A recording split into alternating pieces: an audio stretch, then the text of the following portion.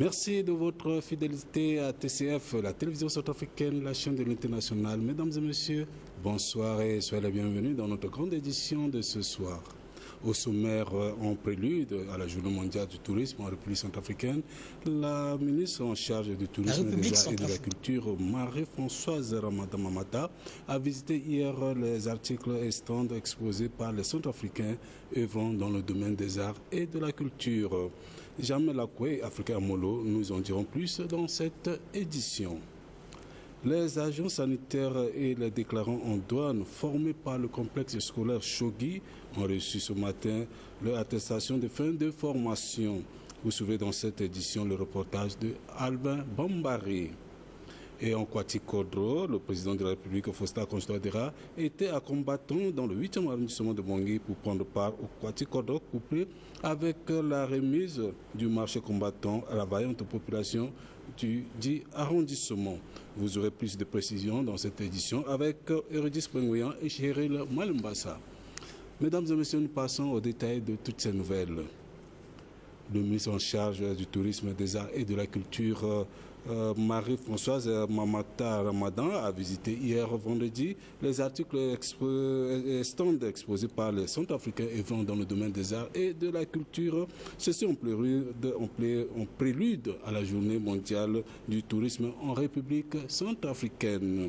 Reportage de Jamel Akwe et Africain Amolo. La République centrafricaine, à l'instar des autres pays du monde, célèbre le 27 septembre de chaque année la Journée mondiale du tourisme. Ceci par une série de visites dirigées par la ministre de tutelle qui a fait un constat positif lors de son échange avec le comité mis en place pour coordonner la célébration en différé, notamment le tourisme et la création de nouveaux espaces propres aux Centrafricains. Nous savons que le 27 septembre de chaque année, nous célébrons ce qu'on appelle la Journée mondiale du tourisme, dite JMT.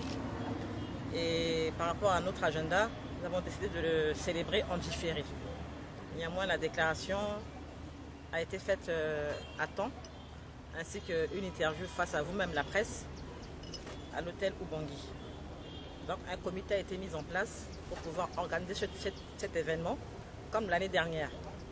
Donc nous avons souhaité de faire encore mieux, c'est-à-dire qu'en offrant l'occasion aux gens de venir exposer des merveilles, des marchandises, parler du tourisme.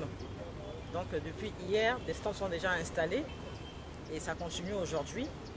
Et demain samedi, il y aura une excursion à Mbeko pour aller découvrir un site touristique. Et la journée du mercredi 15 octobre, ici au ministère, nous allons célébrer ce qu'on appelle la journée mondiale du tourisme en différé, mais célébrer. Avant cela, il y aura une caravane qui va tourner dans la ville de Bangui pour que les gens puissent voir l'impact du tourisme, en connaître davantage. Mais pour communiquer, nous n'allons pas nous arrêter à cela. Nous avons déjà commencé par des émissions à des spots, à la radio et à la télévision. De prime abord, une visite est prévue cette semaine dans l'arrière-pays pour une célébration nationale en différé, témoignant la date du 27 septembre dernier. Et puis un atelier d'évaluation du rapport sur le changement de comportement pour la nutrition s'est tenu hier vendredi à l'hôtel Kitika à Bangui. Ces assises, précisons que ces assises ont connu donc la participation des partenaires techniques nationaux et internationaux qui interviennent dans le domaine nutritionnel. Madame Arnelle Siopassis, directrice de la sécurité alimentaire et de la nutrition au ministère de l'Agriculture et du Développement rural, nous donne plus de précisions. Cet atelier consistait à faire la revue d'un rapport qui a évalué les outils existants en termes de communication sur le changement de comportement en faveur de la nutrition. Donc c'est un travail qui a été financé par la Banque mondiale qui avait mis à disposition un consultant pour faire le tour des partenaires et répertorier les outils existants pour faire l'éducation nutritionnelle. Nos attentes par rapport à cet atelier consistaient justement à vérifier si tous les outils ou bien le maximum d'outils existants avaient été pris en compte dans le cadre de ce travail. Et donc, ce n'était pas le cas et c'était justement l'occasion, puisqu'on a élargi le nombre de participants, qui n'ont pas pu participer à l'étude en question. Donc on les a invités pour que chacun partage les outils dont ils ont connaissance et qui peuvent compléter ce travail. Quels sont ces participants? Ça va des partenaires techniques et financiers comme le PAM, l'UNICEF, l'OMS, l'UNFPA, aux ONG internationales, mais aussi également les ONG nationales, c'est-à-dire tous les acteurs qui interviennent dans le domaine de la nutrition dans notre pays. Dans le cadre des préparatifs de la 4e recensement général de la population et de l'habitation en cycle RCGPH 4, l'Institut centrafricain des statistiques et des études économiques en cycle ICASES a organisé une rencontre avec les autorités du 9e arrondissement de Bangui sur le processus de recensement qui se pointe à l'horizon. Plus de détails avec Obed Koyamene et Alvin Bombari. L'objectif de cette campagne de sensibilisation est d'informer les autorités locales sur le processus du 4e recensement général de la population et de l'habitation actuellement en cours dans le pays. Au cours de ces échanges, les participants ont eu à poser des séries de questions pour en savoir davantage sur ce processus et réaffirment leur engagement à soutenir la mise en œuvre du RGPH 4. Cette phase de sensibilisation est vraiment essentielle pour permettre à la population de savoir ce qui l'attend. Il s'agit maintenant de décompter, de dénombrer la population centrafricaine. Ici, dans la circonscription de Bangui Rapide, il y a le 1er arrondissement, le 7e arrondissement et le 9e arrondissement. Il est question maintenant d'appeler les leaders d'opinion, les leaders religieux et aussi certains chefs de groupe et de quartier pour venir vraiment les informer sur comment faire pour réussir ce recensement. Je suis entièrement engagé pour vraiment aider ICASES dans ce processus. Après les autorités locales, vient le tour des professionnels des médias d'être briefés sur le plan de déploiement logistique et les prochaines étapes du recensement général de la population et de l'habitation. L'objet de cet entretien, c'était de communiquer sur le plan de déploiement logistique du 4e recensement général de la population.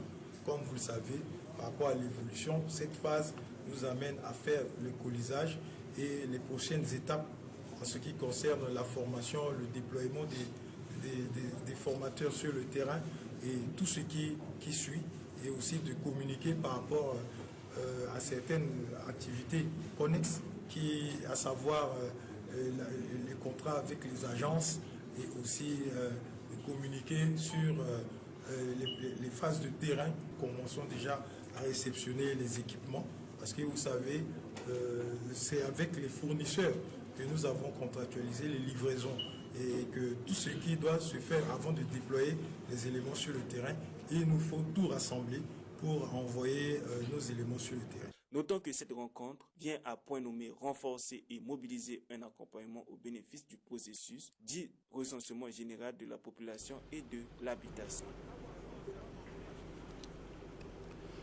Autre fait de l'actualité, la cérémonie de remise des attestations de fin de formation des étudiants de complexe Chogui pour les agents sanitaires et les déclarants en douane a eu lieu ce matin dans les locaux de la structure sanitaire, de la structure scolaire de Chogui, situé donc au PK11, de Bangui, en présence du président fondateur de complexe Chogui, Didas Sabon. Le détail avec Alvin Bombari. Ils sont tous au total 40 récipiendaires de la 8e promotion à recevoir des mains du président fondateur leur certificat de fin de formation dans les différentes filières, notamment dans le domaine sanitaire et de déclarants en douane. Le président fondateur de cet institut a présenté la performance de cet établissement. Pour lui, cette école créée depuis 2007 a formé plusieurs agents tels que en hôtellerie, dans le domaine de la santé, la déclarant en douane et bien d'autres, qui sont sur le marché du travail, et il a remercié le gouvernement pour son appui technique. L'Institut international Chogui a formé jusqu'à ce jour plus de 25 000 apprenants, toutes catégories confondues, en 12 ans, et est devenue l'une des écoles de référence dans notre pays. Cette formation professionnelle d'une durée de 9 mois plus 3 mois de stage, à l'exception des filières de santé qui sont de 2 ans, sont sanctionnés d'un certificat professionnel. La cérémonie qui nous réunit ce matin consiste à la remise officielle des diplômes à la 8e promotion de cette formation professionnelle dont je venais d'évoquer. Félicitations aux diplômés eux-mêmes, que je leur dis que ce parchemin qu'ils vont recevoir dans quelques instants n'est qu'une étape et non une fin en soi. C'est désormais sur le terrain qu'ils doivent démontrer tout le savoir-faire qu'ils ont appris et qu'ils ont acquis ici au sein de l'Institut. À eux, nous leur souhaitons bonne chance. Pour l'une des récipiendaires, après avoir reçu son certificat, donne ses impressions à chaud. Nous, les étudiants de la 8e promotion de formation à l'Institut international Chogui, sommes très heureux devant votre modeste considération à cette cérémonie de la remise des diplômes de la filière suivante, assistant de santé, déclarant douane. En plus, nous rendons hommage à nos formateurs qui ont pris leur engagement en matière de technologie et des qualités d'apprentissage nécessaires durant la période de cette formation. Ainsi, la finalité de cette formation nous a permis d'acquérir des connaissances. Depuis, grâce à la contribution de nombreuses personnes que nous tenons à exprimer notre profonde reconnaissance, de façon particulière à nos remerciements vont à l'endroit du président fondateur de l'Institut international Chogui, M. Jidan Sabor. Notons qu'à l'issue de cette cérémonie, le président fondateur a invité les lauréats à exercer leur métier avec professionnalisme et dévouement. Et on va libérer les autorités. Passons maintenant aux nouvelles de Kwatikodo de ce samedi 11 octobre 2025. L'activité Kwatikodo est effective dans la sous-préfecture de Kouy avec l'appui de l'UENP, DDRR, la MINUSCA et la forte mobilisation de la population à travers le nettoyage de l'école de Kouy. Reportage Tibur Sedadia et Fatou Goumale. À l'orée de la rentrée scolaire, les autorités locales, les différentes couches sociales et les démobilisés de Kouy, avec l'appui de la MINUSCA et l'équipe mobile de l'UNPDDR, ont procédé ce samedi au désherbage et au nettoyage de l'école mixte sous-préfectorat de Dégol. Le sous-préfet de Kouy, Larry Nordim Malba. Chaque samedi, la population se lève pour désherber, nettoyer leurs concessions. Et donc aujourd'hui, nous avons ciblé, puisque c'est à la veille de la rentrée est déjà là, et donc il faut commencer par l'école, l'hôpital déjà, l'école, pour permettre à ce que les enfants puissent venir librement, parce qu'il y a des serpents qui sillonnent dans les herbes. Donc nous saluons l'effort de la MINUSCA aussi qui nous a appuyés pour réaliser l'activité d'aujourd'hui, qui est aussi vraiment historique pour la sous-préfecture de Kouy. La MINUSCA se dit disposée à appuyer le gouvernement dans toutes les initiatives. Wilfried Sawadogo est le représentant de la section DDR de la MINUSCA. L'initiative Kwatikodo est une initiative du chef de l'État et la MINUSCA est là pour appuyer les initiatives du gouvernement. Donc déjà le DDR est mené par les autorités nationales et la MINUSCA est là pour appuyer les autorités nationales dans la mise en œuvre du DDR. Et cette activité ici est une continuité de nos activités DDR pour montrer aux autorités locales, aux populations civiles, aux ex-combattants et aux combattants qui attendent d'être désarmés que le gouvernement et la MINUSCA ne sont pas là seulement pour retirer les armes, mais se préoccupent aussi du bien-être des populations civiles locales. Voilà pourquoi nous comptons nettoyer cette école pour que nos enfants puissent aller à l'école en paix, pour que les enseignants puissent enseigner en paix sans trouble ni autre dérangement de la part des serpents qui rôdent un peu partout. Signalons que ces opérations Kwatikodo se sont déroulées en présence du président de la délégation spéciale de Sultan de Kouy, Amalamou Dalaï.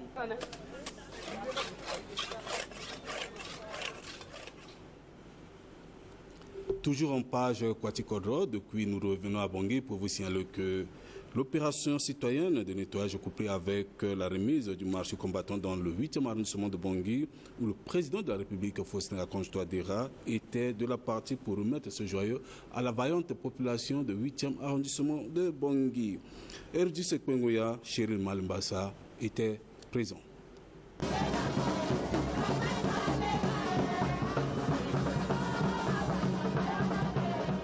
C'est aux premières heures de la matinée de ce samedi que le chef de l'État, professeur Faustin Archange Touadéra, s'est rendu à Combattant dans le 8e arrondissement pour procéder à l'action citoyenne entouré de quelques membres du gouvernement. La population du 8e arrondissement, la brigade d'intervention et de répression BIR, ainsi que les ONG associations qui soutiennent les actions du chef de l'État étaient également venus à ce rendez-vous qui consiste à rendre l'environnement propre et sain. En marge de cette activité de Kwati-Kodro, le numéro 1 centrafricain a profité pour procéder à l'inauguration du marché de combattants qui, depuis quelques années, n'a pas été reconstruite. Le ministre coordonnateur de Kwati-Kodro nous donne plus de précisions. Le président de la République fait exception à la règle du recul. Recul au point de vue du développement. Vous avez vu dans sa vision, il est question d'instaurer une activité de proximité, une activité citoyenne dénommée Kwati-Kodro, où doivent se mobiliser tous les Centrafricains de manière à conjuguer leurs efforts pour le développement, pour l'assainissement de nos arrondissements, de nos quartiers, de nos maisons. Et le cas de combattants, du marché combattant est patent. Vous avez vu, ça fait plus de 30 ans, 40 ans que ce marché n'a jamais été entretenu, jamais été reconstruit, réhabilité. Aujourd'hui, vous vivez une scène tout à fait novatrice, à savoir l'ouverture d'un marché moderne, réhabilité, en tout cas accessible à tous les Centrafricains. Le président de la République s'est dit très satisfait pour la réhabilitation de ce marché qui est pour le bien-être de la population. La réhabilitation de ce marché connu sous le nom de marché combattant, qui est un grand marché où beaucoup de nos populations viennent s'approvisionner ici. Et malheureusement, le marché était devenu exigu, insalubre et pas propice à des activités de vente et autres, et surtout pour la fréquentation des populations. Donc, grâce aux entreprises, et voilà qui a pu réhabiliter ce marché qui va être maintenant, qui est ouvert, qui sera ouvert. Et ça nous permet également de protéger la population de cette grande voie, la voie de l'avenue des Martyrs, qui va jusqu'à l'aéroport et qui est une voie de desserte de la capitale qui sera empruntée par tous ceux qui arrivent à Bangui par la voie aérienne. Alors donc il y avait tellement de monde et il y a des gens qui vendaient même sur la voie, ce qui est un risque pour la population. Et donc il était vraiment utile et opportun de faire en sorte d'empêcher les populations de continuer à vendre sur la chaussée. Mais pour ça, il faut leur proposer des solutions. Et la solution, c'est de reconstruire ce marché, de rendre ça agréable, pour permettre aussi de vendre des produits de manière décente. Parce que c'est des produits de consommation qu'on vend ici et beaucoup d'autres choses. Alors il faudrait bien que quand les Centrafricains qui arrivent ici pour acheter, ce soit des produits qui soient bien protégés pour des problèmes de santé.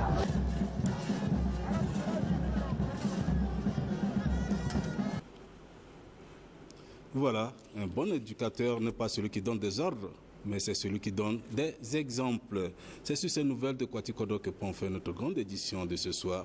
Merci à vous tous pour votre aimable attention, mais surtout, portez-vous bien et à demain.